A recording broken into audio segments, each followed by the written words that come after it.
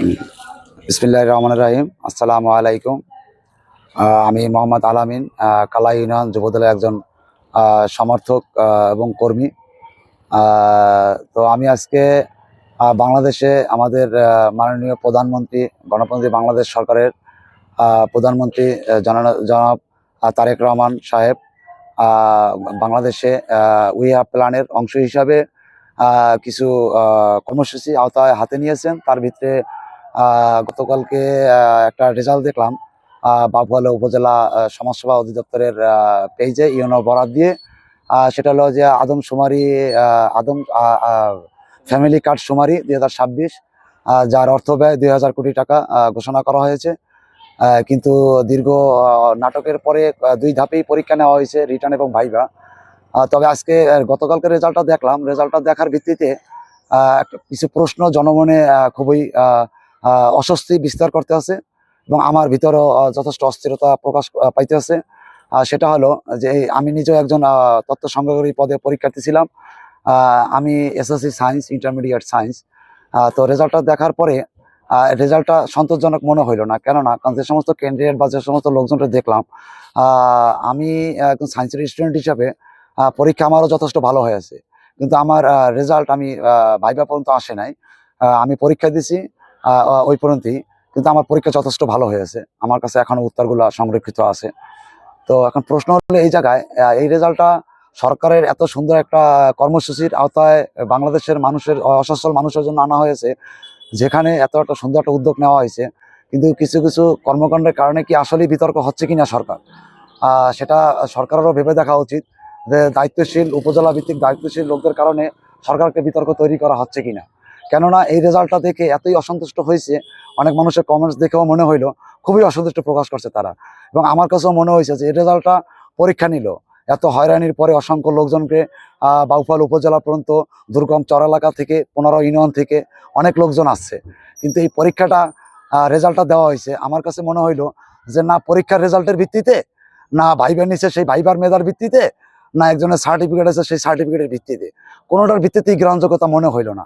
তাহলে এখন আমাদের প্রশ্ন, এবং আমারও ব্যক্তিগত প্রশ্ন রইল, যে এই রেজাল্টটা ইউনো উপজেলা নির্বাহী অফিসার কিভাবে তৈরি করলো আসলে। কারণ এই রেজাল্টটা মোটেও সন্তোষজনক না। কারণ না সার্টিফিকেট, না পরীক্ষার রেজাল্ট, না পরীক্ষার মেধার ভাইবার মেধার ভিত্তিতে কোনোটাই গ্রহণযোগ্য মনে হইল না। ঠিক আছে, এতে আসলে আমাদের মনে হয় যে সরকারকে বিব্রত করার জন্য এরকম কিছু দায়িত্বশীল লোক, হ্যাঁ, সরকারকে বিব্রত করার জন্য সবসময় সচেষ্ট থাকে। এদিকে সবার সজাগ দৃষ্টি থাকা উচিত। কারণ এই সমস্ত পরীক্ষার নামে ভাউতাবাজি করা, ঠিক আছে, এটা মোটেও কাম্য নয়। এতে আমরা ব্যতীত হই এবং আমরা দীর্ঘ সময় রাজপথে আন্দোলন সংগ্রাম করছি। আমরা আমাদেরকে সাধারণ মানুষজন অবগত আছে এবং অনেক লোকজনই জানে যে আমরা আসলে এই বয়সে আমরা কিভাবে আন্দোলন সংগ্রাম বিভিন্ন সময় বিভিন্ন ফ্রন্ট লাইনে নেতৃত্ব দিয়েছি। ঢাকা রাজপথ থেকে গ্রামগঞ্জের বিভিন্ন রাজপথে দিয়েছি। কিন্তু এরকম একটা সুন্দর সরকারের অসচ্ছল মানুষের জন্য এত সুন্দর একটা উদ্যোগ, সেই উদ্যোগের ক্ষেত্রে সরকার এত সুন্দর একটা নিয়োগ দিয়ে লোক সিলেক্ট করে, সেখানে যাচাই বাছাই করবে অসচ্ছল পরিবারদেরকে। কিন্তু সেক্ষেত্রে লোক বাছাইয়ের ক্ষেত্রে যেভাবে নিষ্ঠুরতা বা যেভাবে পার্শিয়ালি করা হইতেছে, যেটা সরকারের জন্য আসলে বেশি কিছু ভালো মনে হবে আমার কাছে মনে হয় না। কারণ আমি একজন সাধারণ জনগণ হিসেবে কাতারে যদি থাকি, তাহলে আমি এইটাই বলবো। কারণ এই পরীক্ষাটা কোনো পরীক্ষার রেজাল্টের ভিত্তিতে, না সার্টিফিকেটের ভিত্তিতে, না মেধার ভিত্তিতে, কোনোটাই মানদণ্ড মনে হইলো না আসলে। ঠিক আছে,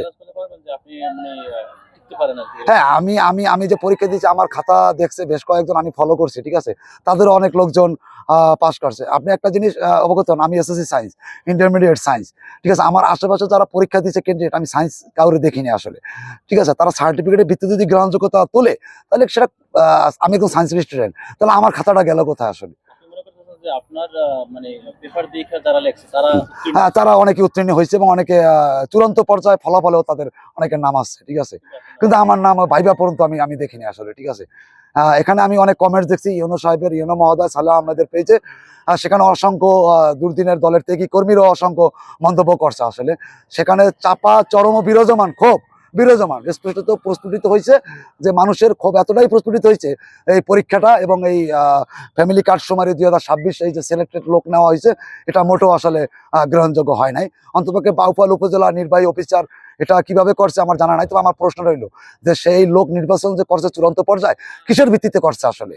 কারণ আমাদের কাছে মনে হইলো এটা সার্টিফিকেটের ভিত্তিতেও না, পরীক্ষার ভিত্তিতেও না, মেধার ভিত্তিতেও না। কিন্তু উনি যে করছে এটা কি ওনার ব্যক্তিগত কোনো উদ্যোগে, ব্যক্তিগত কোনো সিদ্ধান্তে, ব্যক্তিগত কোনো পার্সিয়ালি কারণে উনি সরকারকে হেনস্থা বা সরকারকে বিপদগ্রস্ত করার জন্য করছে কিনা, এটা আমাদের ভিতরে এখন সন্দেহ বিরাজমান হয়েছে আর কি আসলে।